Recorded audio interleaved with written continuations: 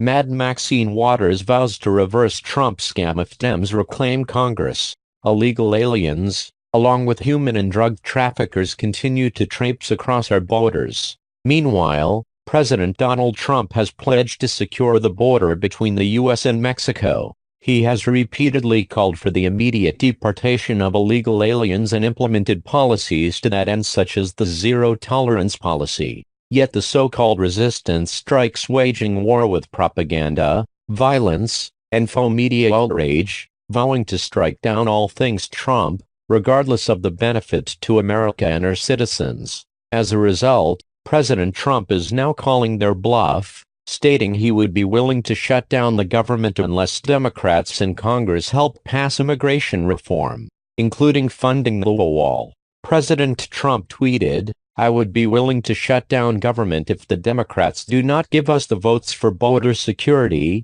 which includes the wall. Must get rid of lottery, catch release, etc., and finally go to system of immigration based on merit. We need great people coming into our country." He was highly critical of the left and their continued obstructionism regarding his attempts to reform the broken immigration process by continuing to resist any and all attempts to secure the border. Earlier Sunday, he said there are consequences when people cross our border illegally, referring to the separation of children from their parents, and called on Congress to repair the dumbest, worst immigration laws in the world. He tweeted, "Please understand, there are consequences when people cross our border illegally, whether they have children or not, and many are just using children for their own sinister purposes. Congress must act on fixing the dumbest, worst immigration laws anywhere in the world." His administration has come under blistering criticism for separating children from their parents over its zero-tolerance immigration crackdown to deter immigrants from trying to cross the border illegally. A self-proclaimed leader in the so-called resistance movement and openly critical Rep. Maxine Waters said was not about to allow President Trump's threats of a government shutdown pass without directly addressing it. With almost single-minded obsession, Waters has been calling for the impeachment of President Trump even before his inauguration. This time is no different. On MSNBC's Live, Waters claimed President Trump was merely bluffing and bullying in his threats to shut down the government if a wall on the U.S.-Mexico border was not funded. Waters stated, "You know, this president is a bully and he will try to intimidate all of us. He is not going to shut down anything. As a matter of fact, people will remember that he said he was going to build this wall and he was going to make Mexico pay for the wall. They said they weren't going to pay for anything. Now he wants the American citizens to pay for this wall. American citizens are not going to pay for this wall. He is not going to shut down the government and we are not going to be intimidated by his bluffing and bullying." The left is going bonkers over her statements, saying that she humiliated Trump. Race a tweet from a liberal with a video of Waters' attempt to attribute the booming economy to President Trump's predecessor, former President Barack Obama. Waters expressed clearly faux concern about the deficit. "As a result of the tax bill, of course, the economy has improved, and of course he would like to take credit for all of that," she told MSNBC anchor David Dura. "But in the final analysis, when this country understands and feels what has been done with the tax scam and what that's going to do for our deficit in this country, it's going to be reversed. Yet the disaster that is current American immigration, along with the current issues stemming from the massive influx of illegal aliens, can be directly attributed to prior administrations, specifically the former Obama administration. Take a trip down memory lane with me, if you will, and see that the former Obama administration set America up for failure regarding immigration and the illegal influx, according to Zero Hedge. May 2011, then President Obama travels to the Rio Grande sector of the border to push for his immigration platform, i.e., amnesty. November 2012, a presidential election year, Obama is running for re-election. He campaigns using wedge issues and buzzwords like the so-called war on women along with immigration amnesty. Then candidate Obama promises to push Congress for amnesty. under the guise of comprehensive immigration reform, if re-elected. President Obama goes on to win re-election against Mitt Romney. December 2012. Immediately following re-election, now President Barack Obama signs an executive order creating the Deferred Action Program, or DACA, thus allowing millions of illegal aliens to avoid deportation. According to the White House's own internal documents and research, DACA is what Central American communities immediately began using as the reason for attempted immigration. In both a border control study and DHS intelligence report, the DACA program is specifically mentioned by name by the people apprehended attempting to illegally cross at the border in 2013 and 2014. May 2013, and President Barack Obama visits South America. Following a speech for Mexican entrepreneurs, Obama then traveled to Costa Rica, his first visit as president. In addition to meetings with Costa Rican President Laura Chinchilla, President Obama attended a gathering of leaders from the Central American Integration System, CASE. The regional network includes the leaders of Belize, El Salvador, Guatemala, Honduras, Nicaragua, and Panama. Then President Obama meets directly with the leaders of the Central American countries. Summer 2013. Numbers of illegal unaccompanied minors reaching the southern U.S. border from El Salvador, Guatemala, Honduras, Nicaragua doubles.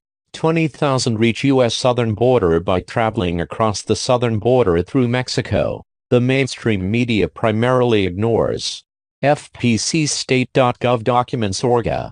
October 2013. White House receives notification that tens of thousands of illegal unaccompanied minors should be anticipated to hit the southern U.S. border the following summer in 2014. An estimated 850% increase in the number of unaccompanied alien children (UACs) were reported to the White House. For reference, in 2012, less than 10,000 were projected to arrive. FPCState.gov documents. Org. January 2014. In response to the projections, the Department of Homeland Security (DHS) posts a jobs notification seeking bids to facilitate 65,000 unaccompanied alien children. FBO.gov index s equals a port. January 2014. In response to the projections, the Department of Homeland Security (DHS) posts a jobs notification seeking bids to facilitate 65,000 unaccompanied alien children.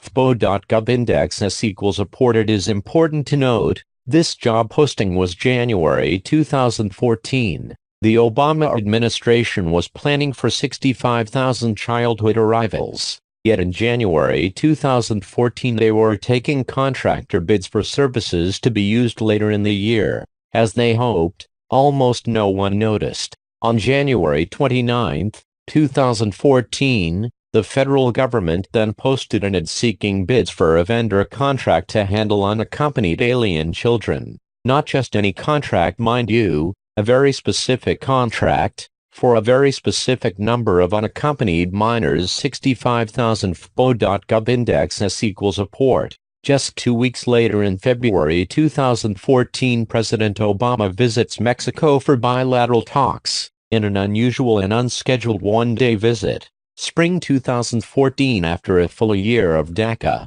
as well as successful transport and border crossing without deportation, DHS begins to notice a significant uptick in the number of criminal elements from El Salvador, Guatemala, Honduras, and Nicaragua, which have joined with unaccompanied minors to gain entry.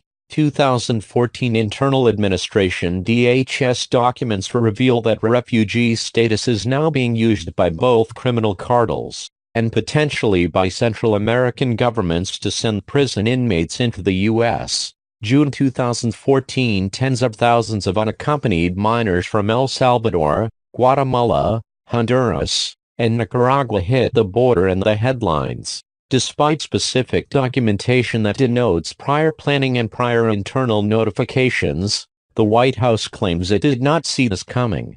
Internal documents, including a DHS border security alert, show that in March 2014, A full 3 months prior, the White House was aware of exactly what would be arriving in June 2014. June 20, 2014, congressional leadership and key Latino Democrats from the Democrat-Hispanic Caucus meet with representatives from El Salvador, Guatemala, Honduras, and Mexico. June-July 2014. By the end of June 2014, the massive influx is so large it can no longer be ignored and the media pick up the story. It is dubbed a border crisis. However, the White House is desperate to avoid any possible connection to the known criminal elements within the story.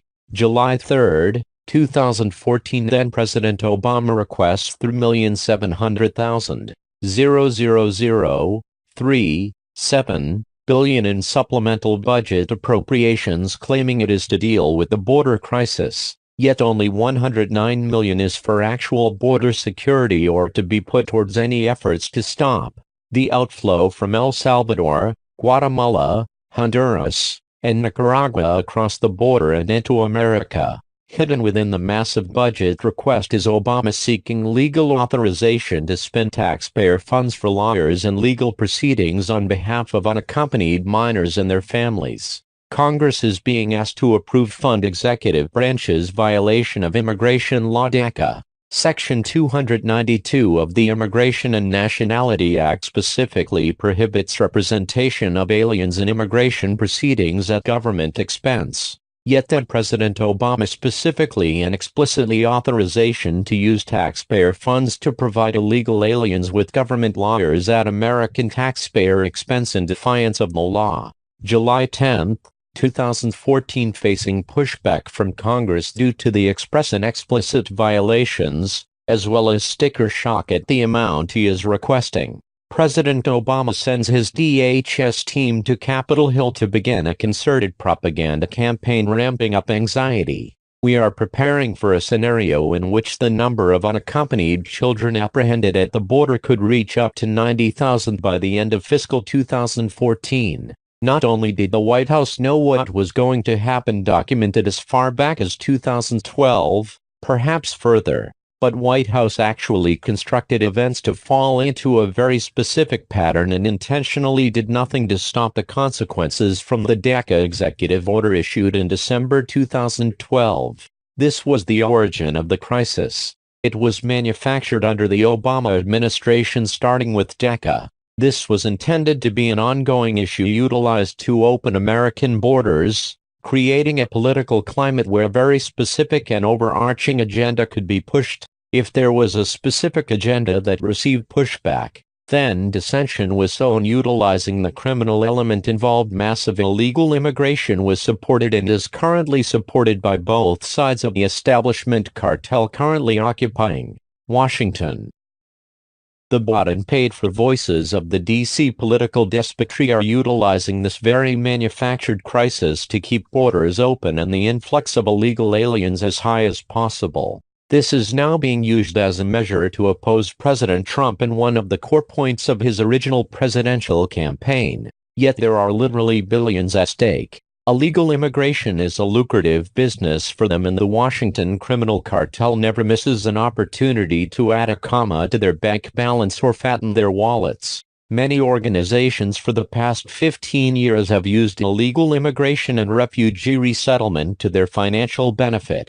They do not want anything to happen to their cash cow. For example, one company, known as Southwest Key, has been given $310 million in taxpayer funds so far in 2018, and that is just one company, for a portion of a single year. Then there are organizations like Lutheran Immigration and Refugee Service, which provides foster care and other child welfare services to migrant children. Faith-based immigration services is a code speak for legalized human smuggling. These immigration groups get massive HHS grants and then pay off the D.C. politicians and human smugglers. Billions of dollars are spent, and the business end of immigration has exploded in the past 6 years. It is a vicious cycle.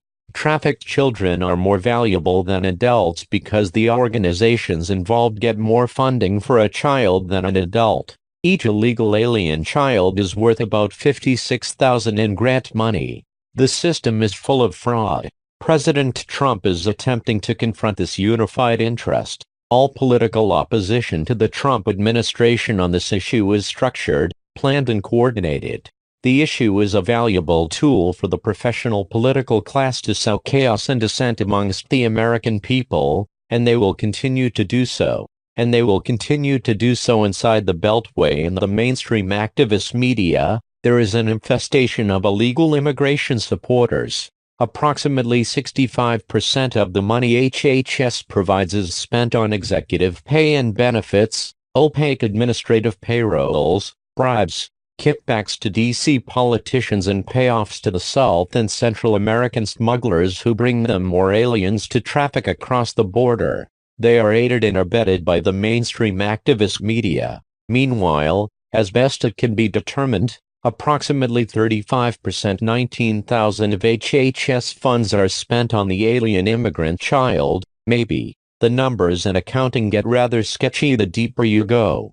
Beyond the usual enrichment schemes and fattening of Washington wallets, the entire process of illegal immigration, and Washington, D.C. legalized human trafficking. There are the side benefits for